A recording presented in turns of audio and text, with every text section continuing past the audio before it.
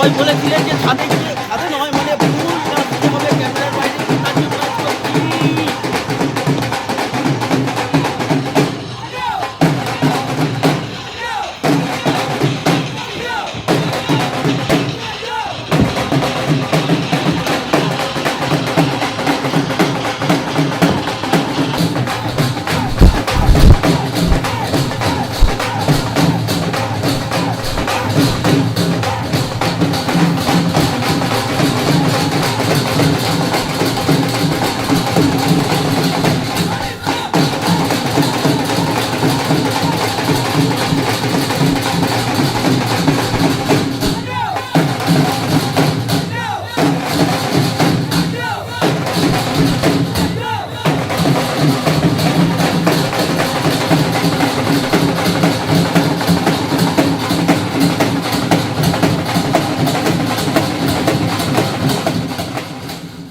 ওহ,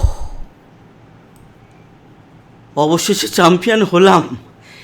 এখনও যেন ঘোর কাটছে না, এখনও ঘোর কাটছে না। আপনারা বলেছিলেন যে ফুল স্ক্রিনে মানে চেয়ার থেকে উঠে গিয়ে নাচতে, ছাদে গিয়ে নেচে এসেছি, তারপর এখানে এসে নেচেছি।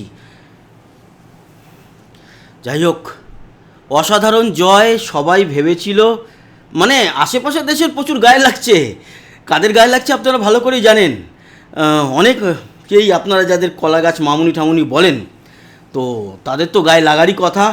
তারাও দেখতে বসেছিল। আজকে যদি কোনোভাবে কোনো দুর্ঘটনা আমাদের দিক থেকে ঘটে যেত, তাহলে কিন্তু খবর ছিল বস, আবারও সেই ভারতের এগেনস্টে যে দাঁড়াবে তাদেরই আমরা সাপোর্ট করব। যদি কলা গাছ সাপোর্ট করে, কলা গাছ আজ কলা গাছই হয়ে গেছে।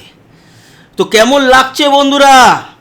ভারত চ্যাম্পিয়ন, এবং পরপর দুবার, হিস্ট্রিতে যা হয়নি তাই ঘটেছে। ভারত এর আগে, ভারত নয় মানে আমার এখন কথা একটু হবেই, এরকম কিছু করার নেই। চ্যাম্পিয়ন বলে কথা, দীর্ঘ দিন ধরে ম্যাচের কভার করে আপনাদের সঙ্গে একসাথে জুড়ে থেকে এই যে শেষ মুহূর্তের আনন্দ, চ্যাম্পিয়ন আমরা, এই আনন্দ রাখারও তো একটা জায়গা। কথাবার্তা তো এদিক ওদিক। হ্যাঁ, সেমিফাইনালে ওই রকম একটা পরিস্থিতিতে হাঁটু যদি কাঁপতে পারে, তাহলে জেতার পর আমাদের কি কাঁপছে এখন বুঝতেই পারছেন। আমরা কাঁপছি, কথাবার্তা একটু এদিক ওদিক হতেই পারে। কিন্তু হিস্ট্রির কি বলছিল যে এর আগে পরপর দুবার টি-20 ওয়ার্ল্ড কাপ কোনো দেশ জেতেনি, আমরা জিতলাম এবার।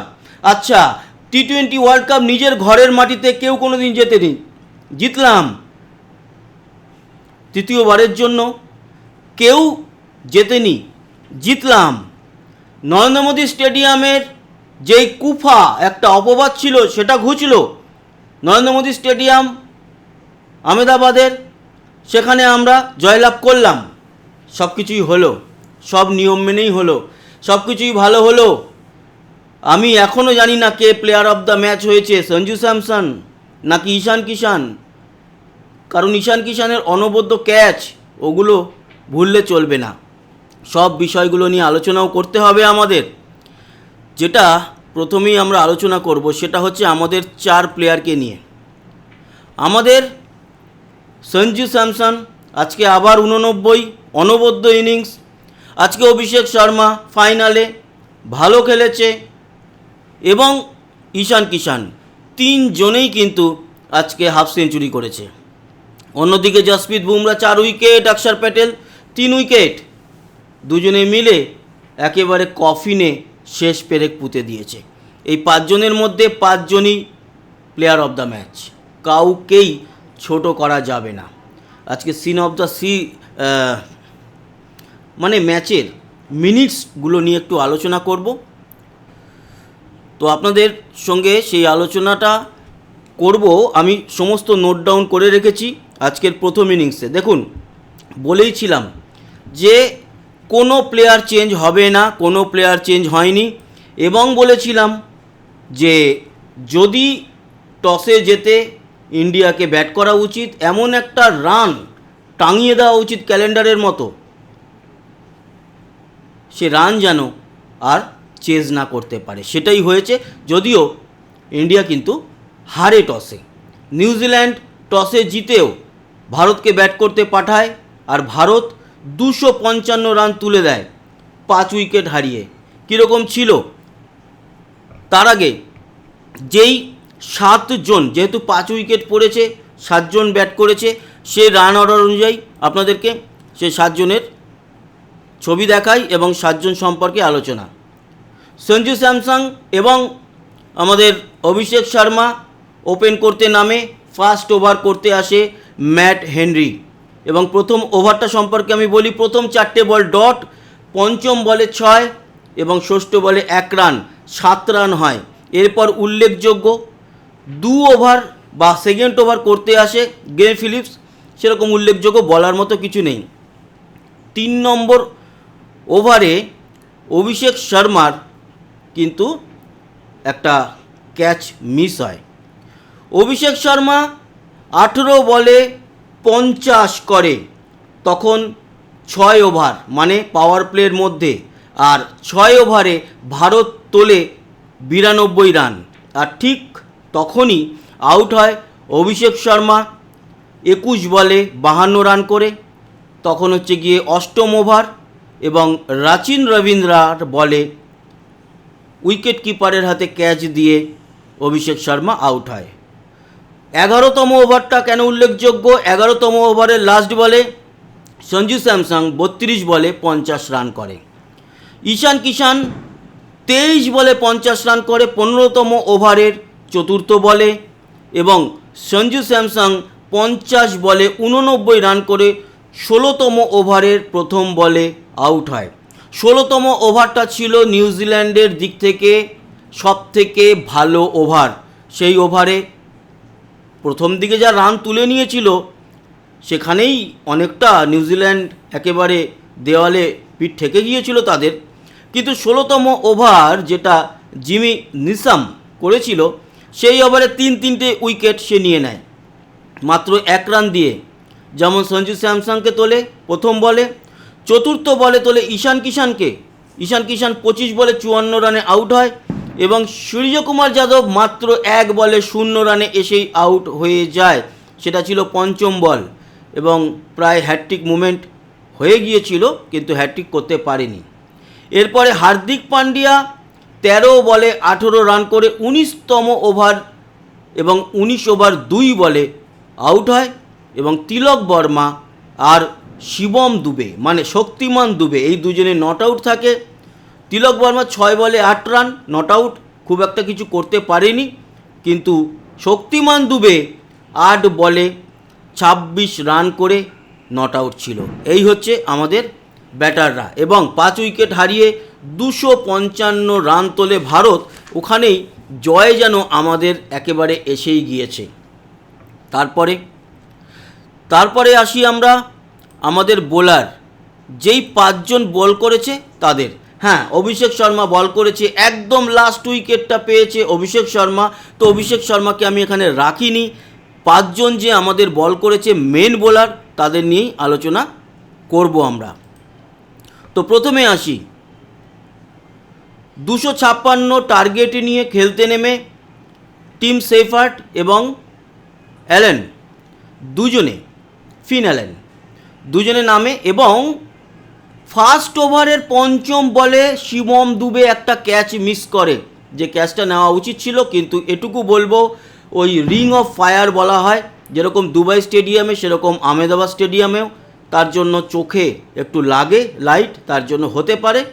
তো সেটা খুব একটা বেশি অসুবিধা হয়নি ভারতের জন্য, কারণ এই ফিন অ্যালানের ক্যাচটা মিস করার পরে ফিন অ্যালানকে থার্ড ওভারের চতুর্থ বলে তুলে নেয় অক্ষর প্যাটেল এবং তখন 7 বলে 9 রান করে ফিন অ্যালান মাঠের বাইরে চলে যায়। রাচিন রবীন্দ্রা বেশিক্ষণ দাঁড়াতে পারেনি, মাত্র 2 বল খেলে 1 রান। চতুর্থ ওভারে প্রথম ওভার করতে আসে জসপ্রীত বুমরা তার নিজস্ব, এবং চতুর্থ ওভারের প্রথম বলে এবং জসপ্রীত বুমরা তার ওভারের প্রথম বল করতে এসেই ফার্স্ট বলে রাচিন রবীন্দ্রাকে তুলে নেয় এবং ঈশান কিষান অনবদ্য একটা 26 মিটার দৌড়ে গিয়ে ড্রাইভ করে ক্যাচ ধরে। তার জন্য ঈশান কিষানকে স্যালুট, এবং ঈশান কিষান অনবদ্য 3খানা ক্যাচ নিয়েছে। গ্লেন ফিলিপস 5 বলে 5 রান, পঞ্চম ওভারের পঞ্চম বলে অক্ষর প্যাটেল একেবারে বোল্ড করে দেয়। এরপর এই যে পাওয়ার প্লেতে আমাদের যেখানে ছিল 92 রান, সেখানে পাওয়ার প্লেতে নিউজিল্যান্ডের 3 উইকেট হারিয়ে 52 রান। এখানেই অনেকটা পিছিয়ে পড়ে ম্যাচ, ওখানেই প্রায় ভারতের কাছে চলে যায়। টিম সেফার্ট ভালো খেলছিল, 23 বলে 50 রান করে সপ্তম ওভারে বরুণ চক্রবর্তীর বলে, কিন্তু তারপরে টিম সেফার্ট থাকলেও অন্যদিকে চ্যাপম্যান 8 বলে মাত্র 3 রান করে অষ্টম ওভারের চতুর্থ বলে হার্দিক পান্ডিয়ার বলে বোল্ড হয়ে যায়। তারপর টিম সেফার্ট 26 বলে 52 রান নবম ওভার, এবং নবম ওভারের ফার্স্ট বল বরুণ চক্রবর্তী করতে আসে বলটি এবং টিম সেফার্ট তুলে মারে, কিন্তু ক্যাচ যায়, বাউন্ডারি লাইনে ছিল সেখানে ঈশান কিষান। দশম ওভার পর্যন্ত 5 উইকেট হারিয়ে 88 রান তোলে নিউজিল্যান্ড, এবং স্যান্টনার সে একটা ক্যাচ দেয় 13 ওভার 2 বলে, অক্ষর প্যাটেলের বলে হার্দিক পান্ডিয়া মিস করে, নরম ক্যাচ ছিল একদম। তার পরের বলে আবার ফিল্ডিং মিস করে 4ও খায় হার্দিক পান্ডিয়ার মিসে, কিন্তু সেটা ম্যাচে খুব একটা এফেক্ট ফেলতে পারেনি, কারণ 11 বলে 17 রান করে ড্যারেল মিচেল 14 ওভার, এবং 14 ওভারের পঞ্চম বলে অক্ষর প্যাটেলের আর একটা উইকেট চলে আসে এবং ঈশান কিষান আবারও ক্যাচ ধরে। নিসাম, যে ভারত যখন ব্যাট করছিল 16তম ওভারটা খুব ভালো করে, জিমি নিসাম, সে 7 বলে 8 রানে আউট হয়, এবং তখন 16 ওভার 3 বল বুমরার বলে বোল্ড হয়ে যায় সরাসরি। আর তার পরের বলেই হেনরি 1 বলে 0 রান, ঠিক যেমন সূর্যকুমার যাদবের ক্ষেত্রে হয়েছিল, এখানেও ম্যাট হেনরির ক্ষেত্রে হয়, বুমরা বোল্ড করে দেয়। বুমরারও কিন্তু একটা ওই হ্যাট্রিক চান্স আসে, সেটা অবশ্য হয়নি। সেই সময় 141 রানে 8 উইকেট। স্যান্টনার 35 বলে 43 রান করে 17তম ওভারে আউট হয়ে যায়, বুমরা বোল্ড করে দেয়, বুমরা 4 উইকেট হয়ে যায়, এবং ডাফি 5 বলে 3 রান করে 18তম ওভারে লাস্ট বলে অভিষেক শর্মার বলে আউট হয় তিলক বর্মা ক্যাচ লুপে। তিলক বর্মা কিন্তু আরও একটি ক্যাচ লুপে ছিল ফিন অ্যালেনের অক্ষর প্যাটেলের বলে। এই হলো গিয়ে আজকের ম্যাচের পুরো সিনপসিস। এবার আসি আমরা আজকের যে স্কোর কার্ডে বেশি ডিটেল গিয়ে লাভ নেই, কেউ স্কোর কার্ড আজকে অত ভালোভাবে দেখতেও ইচ্ছা করবে না কারোর। তবুও বলে রাখি, সঞ্জু স্যামসন 46 বলে 89, 25 বলে 54 আর 21 বলে 52, আমি তো বলেই দিয়েছি আগে। ওদের হয়ে যে ভালো বল করেছে নিসাম, 16 ওভার যেটা করেছিল সেখানেই কিন্তু ও 3টে উইকেট তোলে। 4 ওভার বল করে 46 রান দিয়ে 3 উইকেট। রচিন রবীন্দ্র একটা উইকেট নিয়েছে, প্রথম উইকেটই কিন্তু রচিন রবীন্দ্র আনে অভিষেক শর্মার, আর ম্যাট হেনরি একটা উইকেট পায়।